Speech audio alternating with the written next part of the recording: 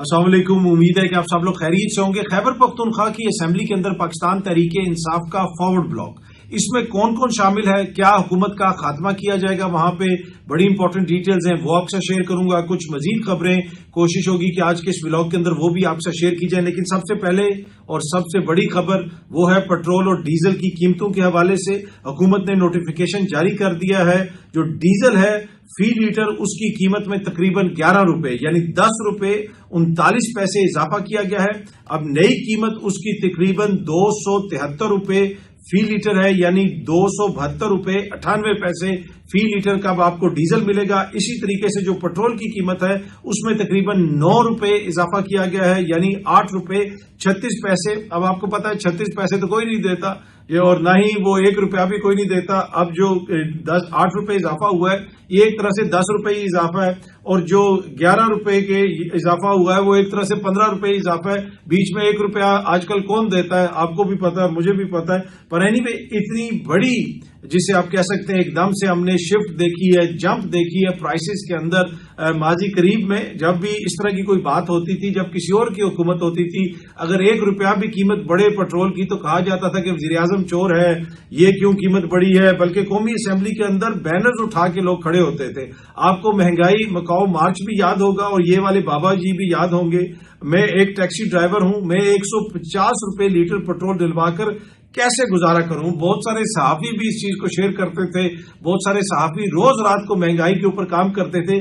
उस वक्त पेट्रोल 150 रुपए फी लीटर था। इस वक्त जो पेट्रोल की कीमत है वो 270 रुपए से और 260 रुपए से ज्यादा डीजल और पेट्रोल की कीमतें हम पे कर रहे हैं फी लीटर। अब कोई भी महंगाई मकाओ मार्च की बात नहीं करता, लेकिन मजेदार बात है कि इन सब लोगों की हुकूमत है, और वो जो सहाफी महंगाई के ऊपर बातें करते रहे वो भी मौजूदा हुकूमत में ना उस तरह प्रोग्राम करते हैं, ना उनको कोई बाबा मिलता है, ना उनको कोई और मिलता है जिस तरह माजी करीब में उनको मिलता होता था इमरान खान साहब के दौरे हुकूमत में।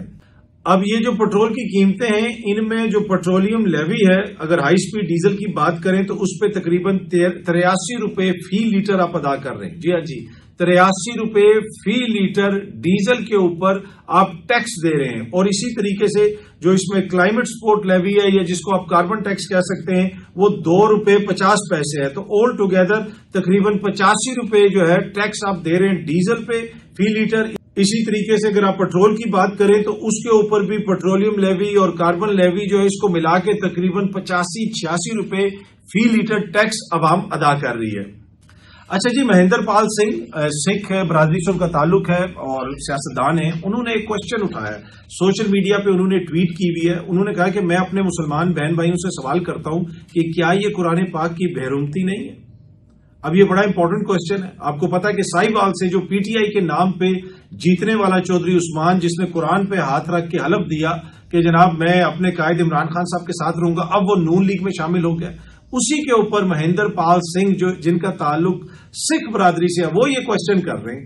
वो ये कहते हैं कि गैर मुसलमानों से जाती मसला हो तो कुरान मजीद की बेरुमती का इल्जाम लगाते हैं, लेकिन इस बेरुमती पर सारा पाकिस्तान खामोश है। गैरत सिर्फ कमजोर गैर मुसलमानों के लिए जागती है आपकी, इसको कबूल करने वालों की गैरत कहां गई। उन्होंने कहा कि जिन्होंने इसको कबूल किया, ये जिस जमात में गया, उनकी गैरत कहां पे गई, और बाकी वो सारे आलम किधर हैं जो छोटी छोटी बात के ऊपर जो कमजोर तबकात हैं उनके हवाले से तो फौरन उनके अंदर गैरत जाग जाती है। ये शख्स कुरान पे हाथ रख के झूठी कस्में खाता रहा कि मैं पीटीआई के साथ रहूंगा, और अब ये नून लीग में शामिल हो गया। तो ये क्वेश्चन तो बड़ा इंपॉर्टेंट है महेंद्र पाल सिंह साहब ने जो उठाया है। मेरे में तो हिम्मत नहीं है कि मैं इसका जवाब दूं, मुझे तो शर्मिंदगी हुई है ये क्वेश्चन देख के। अब हम क्या कह सकते हैं, अगर आप समझते हैं कि कोई इसका कोई जवाब दिया जा सकता है तो आप जरूर बताइएगा। और इंपॉर्टेंट क्वेश्चन है कि कैसे एक शख्स ऐसे कसम उठाता है और फिर दूसरी जमात में शामिल हो जाता है, और दूसरों को भी पता है कि इसने कुरान पे कसम उठाई हुई है, वो उसको अपने साथ शामिल कर लेते हैं। अच्छा जी, आफिया सदीकी केस के हवाले से अमेरिका में हुकूमत के फरीक न बनने की वजूहात इस्लामाबाद हाई कोर्ट ने मांग ली हैं। गुज़िश्ता रोज खबर आई थी इस्लामाबाद हाई कोर्ट में ये केस चल रहा है, और वहां पे हुकूमत वक्त ने बताया कि अमेरिका के अंदर जो केस चल रहा है आफिया सदीकी साहिबा के ऊपर, ہم اس میں فریق نہیں بنیں گے. حکومت وقت جو شہباز شریف صاحب کی حکومت ہے، جو زرداری صاحب کی حکومت ہے، وہ عافیہ صدیقی کے کیس میں امریکہ میں فریق نہیں بنیں گے. اس کے اوپر اسلام آباد ہائی کورٹ نے جواب طلب کر لیا کہ بھائی کیوں آپ فریق نہیں بنیں گے. صرف آپ یہ تو نہیں آ کے بتا سکتے کہ ہم فریق نہیں بنیں گے، آپ کوئی وجہ بھی بتائیں، کوئی جواز بتائیں کہ کیوں آپ نہیں فریق بنیں گے. اب یہ کتنا ظلم ہے کہ ایک پاکستان کی شہری کو اٹھا کے امریکہ کے حوالے کر دیا گیا. جنرل مشرف نے اپنی کتاب میں بھی لکھا ہوا تھا کہ اتنے لوگوں کو وہاں پہ حوالے کیا گیا. کیا پاکستانیوں کی بس اتنی سی وقت ہے کہ اس کو اٹھا کے کسی بھی ملک کے حوالے کر دو؟ اگر آپ نے اپنا شہری بھی واپس لے کے آنا ہو تو اس کا بھی کوئی لیگل پروسیس ہوتا ہے. دنیا بھر میں پاکستان کو مطلوب پاکستانی شہری بیٹھے ہوئے ہیں. پاکستان عرصہ دراز سے کوشش کر رہا ہے کہ ان کو واپس لایا جائے، لیکن وہاں پہ کہا جاتا ہے کہ ایک لیگل سسٹم ہے. یہاں پہ تو جناب اس دور کے اندر جو کچھ ہوا، جس کو پکڑتے تھے اٹھا کے امریکہ کے حوالے کر دیتے تھے، اور امریکہ نے بھی ان کو لیگل سسٹم کے اندر نہیں رکھا. پہلے گوانٹانامو بے لے گئے بہت سارے لوگوں کو، عافیہ صدیقی کو امریکہ لے گئے، ان کو پتہ نہیں 80 سال کی یا کتنی سزا سنا دی گئی کہ جی عافیہ صدیقی نے امریکی فوجیوں پہ حملہ کیا تھا، بندوق چھین لی، یہ کر لیا وہ کر لیا. امریکہ میں بتایا گیا کہ جی اس کو کہیں کابل سے یا بگرام ایئر بیس سے ان کو پکڑا گیا تھا، لیکن یہاں پہ ان کی فیملی کہتی رہی ہے کہ ان کو کراچی سے اغوا کیا گیا، کراچی سے ان کو اٹھایا گیا. ساتھ ان کی ایک بیٹی بھی تھی، ایک بیٹا بھی تھا. بیٹا واپس آ گیا، بیٹی کا آج تک کسی کو نہیں پتا. یہ کتنا بڑا ظلم ہے جو ان کے ساتھ ہوا. اب وہ کسی جرم میں اگر ملوث تھیں، ان کو گرفتار کیا جاتا، پاکستان کی عدالت میں پیش کیا جاتا، لیکن جناب امریکہ کو خوش کرنے کے لیے ہم یہاں سے بندہ پکڑتے ہیں اور ان کے حوالے کر دیتے ہیں. یہ آپ میں سے شاید کچھ لوگوں کو یاد ہو، Ramzi Yousef, if I am not mistaken, میرے خیال میں ان کا یہی نام تھا. ہم چھوٹے چھوٹے ہوتے تھے، ان کو بھی امریکہ کے حوالے کیا گیا تھا. اس وقت غالباً پاکستان کے اندر نواز شریف صاحب کی حکومت تھی. تو جناب جب بھی ادھر سے ریکویسٹ آتی ہے ادھر سے اٹھا کے کسی کو بھی ان کے حوالے کر دیتے. کہ کیا کوئی پروٹیکشن ہے پاکستان کے شہریوں کے لیے؟ پاکستان کے آئین کے مطابق اگر غیر ملکی بھی کوئی پکڑا جائے کسی دوسری دنیا کے کسی تیسرے ملک میں تو وہ بھی پہلے لیگل پروسیس کرتے ہیں، کسی عدالت میں پیش کرتے ہیں. لیکن یہاں پہ تو کچھ ایسا ہوتا ہی نہیں رہا ماضی کے اندر. پر اینی وے، اب عافیہ صدیقی صاحبہ کے کیس میں حکومت کہتی ہے کہ ہم کوئی فریق نہیں. کیا یہ حکومت پاکستان کی ذمہ داری نہیں ہے، ریاست پاکستان کی ذمہ داری نہیں ہے کہ اپنے شہری کے حوالے سے پوچھیں، شہری کی واپسی کا مطالبہ کریں؟ یہاں پہ ریمنڈ ڈیوس آتا ہے، آپ کے لوگوں کو گولیاں مار کے چلا جاتا ہے اور پوری ریاست آپ کی اس کے آگے لیٹ جاتی ہے. اس کا جو وکیل ہے وہ کون تھا وہ بھی سب کو پتا ہے، اور ریمنڈ ڈیوس صاحب کو جناب وہ چھڑا کے لے جاتے ہیں. کسی میں ہمت نہیں ہوتی جو اس کو وہ سزا بھی دے سکیں. لیکن اپنے شہریوں کی یہ اوقات ہے کہ جناب کوئی بھی امریکہ کہتا ہے یا کوئی اور ملک کہتا ہے اٹھا کے ان کے حوالے کر دیا جاتا ہے. وہاں پہ جو ہمیں مطلوب لوگ ہیں، جو ریاست کے خلاف پروپیگنڈا کرتے یا پاکستان کے خلاف دہشت گردی کر رہے ہیں، کوئی سوئٹزرلینڈ میں بیٹھا ہے، کوئی کدھر بیٹھا ہے، ہم یہ بھی بتاتے ہیں کہ ان کے بھارت کے ساتھ تعلقات ہیں، لیکن ان کو کوئی ملک ہمارے حوالے نہیں کرتا کیونکہ جی ان کے لیگل پروسیس ہیں. لیکن یہاں پہ ہمارا کوئی لیگل پروسیس نہیں ہے. کیا اب دیکھتے ہیں کہ اس پہ حکومت وقت کیا جواب دیتی ہے کہ کیوں وہ عافیہ صدیقی صاحبہ کے کیس میں فریق نہیں بننا چاہتے. کل بھی میں نے آپ کے ساتھ خبر شیئر کی تھی، آج ڈان بھی رپورٹ کر رہا ہے، جو جناح ہارٹ انسٹیٹیوٹ ہے اس کا نام تبدیل کر کے مریم نواز کے نام پہ رکھ دیا گیا ہے. یقیناً مریم نواز صاحبہ کی خدمات جو ہیں وہ قائد اعظم صاحب سے بہت زیادہ ہیں، اسی وجہ سے ان کا نام تبدیل کر کے اس انسٹیٹیوٹ کا مریم نواز صاحبہ کے نام پہ رکھا گیا. ڈان کے اندر ایک اور خبر بھی لگی ہوئی ہے کہ مریم از دا ریڈ لائن، اپوزیشن ٹولڈ. جو احتجاج ہوا پنجاب کی اسمبلی کے اندر، وہاں پہ بتایا گیا کہ جی مریم اب ریڈ لائن ہے. بہت سارے لوگوں کی رکنیت معطل کی گئی، ریفرنس بھیجنے کی بات ہو رہی ہے، اور ملک احمد خان صاحب کہہ رہے ہیں کیا یہ جمہوریت ہے، کیا یہ جمہوریت ہے، احتجاج ایسے ہو سکتا ہے. ان کو یہ بتا دیا گیا اپوزیشن والوں کو کہ مریم ریڈ لائن ہے. جی مریم کے اوپر آپ کوئی بات نہیں کر سکتے، مریم کے سامنے آپ کوئی احتجاج نہیں کر سکتے، کیونکہ آپ کا تعلق خاندان غلامہ میں سے ہے. نسل در نسل آپ نے ان خاندانوں کی غلامی کرنی ہے، ان کے پاس مینڈیٹ ہے یا نہیں ہے، آپ نے ان کے سامنے کوئی بات نہیں کرنی. یہ آپ لوگوں کی ریڈ لائن ہے. وہاں پہ یہ بتایا جا رہا ہے، ڈان نیوز یہ رپورٹ کر رہا ہے. اب دیکھتے ہیں کہ ان لوگوں کے خلاف کیا کارروائی ہوتی ہے. ماضی میں یہ کس قسم کے احتجاج کرتے رہے قومی اسمبلی میں، پنجاب اسمبلی میں یا دیگر اسمبلیوں میں، وہ پوری دنیا نے نہیں دیکھا. کیا ان کے خلاف ریفرنس بھیجے گئے؟ لیکن یہ ایک مائنڈ سیٹ ہے کہ بھائی ہاؤ ڈیئر یو، بھائی ہم تو شاہی خاندان ہے، ہمارے خلاف کیسے ہو سکتا ہے کہ کوئی احتجاج کرے. تو اب یہ اپوزیشن کو بھی بتا دیا گیا ہے کہ وہ ریڈ لائن ہے، لہٰذا اس ریڈ لائن کو عبور نہ کریں. مریم بی بی کے خلاف کسی قسم کا احتجاج پنجاب اسمبلی کے اندر برداشت نہیں کیا جائے گا. پنجاب اسمبلی کیا، پنجاب میں کسی جگہ بھی برداشت نہیں کیا جاتا ہے، نہ جلسے کی اجازت ہوتی ہے، نہ جلوس کی اجازت ہوتی ہے. اچھا اب یہ کہہ رہے ہیں کہ جی تحریک انصاف کی حکومت کو خطرہ ہے. خیبر پختونخوا کے اندر ایک نیا فارورڈ بلاک بن رہا ہے. اور اس فارورڈ بلاک میں 20 بندے شامل ہیں یا 30 بندے شامل ہیں. یہ خبریں نا کافی عرصے سے شیر افضل مروت صاحب ہر جگہ بیٹھ کے دیتے ہیں کہ جی قومی اسمبلی کے اندر ایک 40 بندوں کا فارورڈ بلاک بن گیا ہے, فلانی جگہ پہ فلانا ایک فارورڈ بلاک بن گیا. میں اس وقت آپ کو یہ خبر دے رہا ہوں کہ خیبر پختونخوا اسمبلی میں کوئی فارورڈ بلاک نہیں ہے. یہ خبریں جان کے اڑائی جاتی ہیں. جماعت کے اندر سے کچھ لوگ ان خبروں کو اڑاتے ہیں, وفاق کے اندر سے کچھ لوگ ان خبروں کو اڑاتے ہیں. جان کے یہ بیانیہ بنایا جا رہا ہے کہ جی خیبر پختونخوا کے اندر وہاں پہ فارورڈ بلاک ہے. آگے جا کے اگر کوئی بن جاتا ہے تو مجھے نہیں پتا. اس وقت تک وہاں پہ کوئی فارورڈ بلاک نہیں ہے. کل ہی میری خیبر پختونخوا کے پاکستان تحریک انصاف کے ایک بڑے امپورٹنٹ لیڈر سے بات ہو رہی تھی. انہوں نے باقاعدہ مجھے بتایا, انہوں نے کہا جی کہ میں حلفاً آپ کو کہتا ہوں کہ یہاں پہ کوئی فارورڈ بلاک نہیں ہے. یہ خبریں اس لیے اڑائی جا رہی ہیں کہ علی امین کا جو کنڈکٹ ہے اس کے اوپر جب لوگ کوشچن کرتے ہیں تو یہ خبریں اڑائی جاتی ہیں, کبھی ایک لیڈر کے ذریعے کبھی دوسرے لیڈر کے ذریعے, تاکہ عمران خان وہاں پہ علی امین کو تبدیل نہ کرے. اگر اس وقت یہ جو نظام چل رہا ہے, اس نظام کے پاس لیجٹمیسی کی بہت کمی ہے. یعنی ان کے پاس جو آئینی اور قانونی جواز ہے وہ بڑا محدود ہے. اگر کوئی آئینی اور قانونی جواز ان کو فراہم کر رہا ہے تو وہ خیبر پختونخوا کی حکومت ہو جائے یا وفاق کے اندر پاکستان تحریک انصاف کی اپوزیشن ہو جائے, وہ اس نظام کو قانونی جواز مہیا کر رہے ہیں.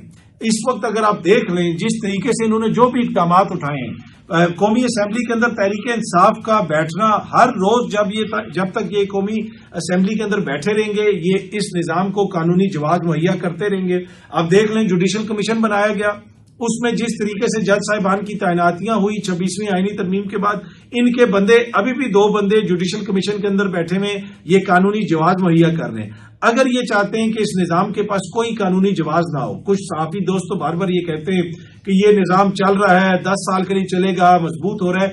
اس نظام کو لیجٹمیسی کا بہت بڑا مسئلہ ہے اور بہت بڑا ایشو ہے, اور وہ لیجٹمیسی یہ لیتے ہیں تحریک انصاف کی اپوزیشن سے.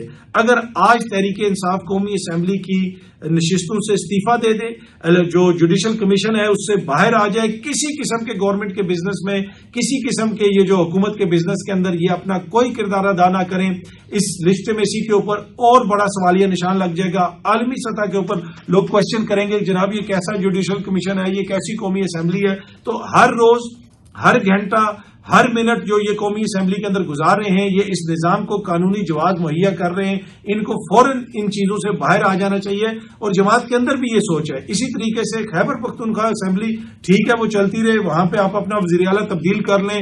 اگر علی امین صاحب کو تبدیل کیا گیا تو وہ ان کے ساتھ 20 بندے ہیں, وہ فیکشن علیحدہ ہو جائے گا, ایک فارورڈ بلاک بن گیا. یہ سب بکواس خبریں. اور اگر آپ دیکھیں تو جو مہربان صحافی بھی یہ خبریں دے رہے ہوتے ہیں ان کی ٹلٹ کس طرف ہے وہ بھی پوری قوم کے سامنے ہے. تو یہ صرف اور صرف ایک خوف کریٹ کرنے کے لیے, عمران خان صاحب تک یہ میسج پہنچانے کے لیے کہ اگر علی امین کو تبدیل کیا تو خیبر پختونخوا میں حکومت گر جائے گی, خیبر پختونخوا میں فارورڈ بلاک بن جائے گا. کوئی فارورڈ بلاک نہیں بنے گا. ان کی نسلوں کی سیاست ختم ہو جائے گی جو اس وقت تحریک انصاف کو چھوڑ کے وہاں پہ جائے گا. ان کے جو وزیر ہیں, میں آپ کو بھی بتاتا ہوں کہ خیبر پختونخوا کی کابینہ کے اندر جو وزیر ہیں, ایک وزیر بھی چھوڑ کے نہیں جائے گا پاکستان تحریک انصاف کو. بہت بڑا میرے خیال میں وہ قدم ہوگا اگر کوئی وزیر بھی چھوڑ کے جاتا ہے.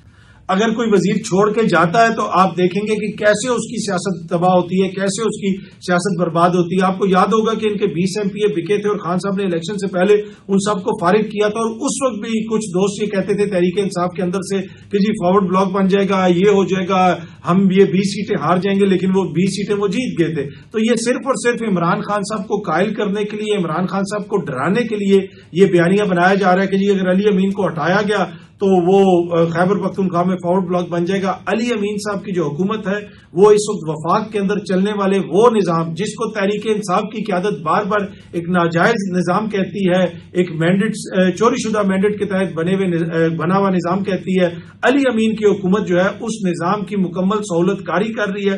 علی امین صاحب نے اپنی جماعت کے لوگوں کے ساتھ ظلم کرنے والے پولیس افسران کے ساتھ کیا کیا, دیگر چیزوں میں انہوں نے کیا کیا. تو اس وقت اگر علی امین صاحب کو وہاں پہ تبدیل کر کے کسی اور وزیر اعلیٰ کو لایا جاتا ہے تو میرا نہیں خیال کہ وہاں پہ کوئی فارورڈ بلاک بنے گا. دوسرا، پاکستان تحریک انصاف چاہے وہ نئے الیکشن کمشنر کی تعیناتی کا معاملہ ہو، چاہے وہ جوڈیشل کمیشن کا معاملہ ہو یا قومی اسمبلی ہو، ان ساری جگہوں سے تحریک انصاف کو فوراً استعفے دے کے نکلنا چاہیے. یہ تحریک انصاف کے اندر سوچ ہے، کیونکہ ان کو مزید اس نظام کو آکسیجن فراہم نہیں کرنی چاہیے. ان کا وہاں پہ ہونا اس نظام کو، جو وینٹیلیٹر کے اوپر نظام ہے، جس کو کچھ لوگ کہتے ہیں جی بڑی کامیابی سے ادھر جا رہا ہے ادھر جا رہا ہے، آج آپ دیکھ سکتے ہیں کہ 3 سالہ معاشی کارکردگی کا نتیجہ یہ ہے کہ پٹرول کتنے کا مل رہا ہے، گیس کی قیمت انہوں نے حالیہ دنوں میں ہی بڑھائی، باقی جو کچھ بھی ہو رہا ہے وہ آپ کے سامنے ہے. لیکن دعوے بڑے بڑے ہیں. اس نظام کو لیجٹمیسی فراہم کرنے کے بجائے تحریک انصاف کے جتنے ایم این ایز ہیں، جتنے ان کے لوگ ہیں، ان کو قومی اسمبلی سے استعفیٰ دے دینا چاہیے اور کسی قسم کے بھی حکومتی بزنس کے اندر کوئی کردار ادا نہیں کرنا چاہیے. یہ ایک سوچ ہے جو تحریک انصاف کے کچھ لیڈران کے اندر ہے، کچھ لوگوں کے اندر ہے، اور یہی وہ سوچ ہے جو عمران خان صاحب کی بھی ہے. لیکن عمران خان صاحب کو ڈرایا جا رہا ہے کہ اگر ایسا ہوا تو قومی اسمبلی میں بھی جناب فارورڈ بلاک بن جائے گا اور خیبر پختونخوا اسمبلی میں بھی فارورڈ بلاک بن جائے گا. بھائی اگر بنتا ہے تو بننے دیں، پھر کیا وہ اس طرح لیجٹمیسی ہو جائے گی اگر وہ جا کے کسی اور کے ساتھ شامل ہو جائیں گے. لیکن فی الحال میں آپ کو اتنا بتا سکتا ہوں کہ خیبر پختونخوا کی حد تک تو کوئی ایسا فارورڈ بلاک نہیں ہے جو بن سکے، اور نہ ہی قومی اسمبلی کے اندر کوئی 40 بندوں کا ایسا فارورڈ بلاک ہے جو تحریک انصاف کو چھوڑنے کے لیے تیار ہے. بہت جلدی آپ سب دوستوں سے دوبارہ ملاقات ہوگی. Thank you very much.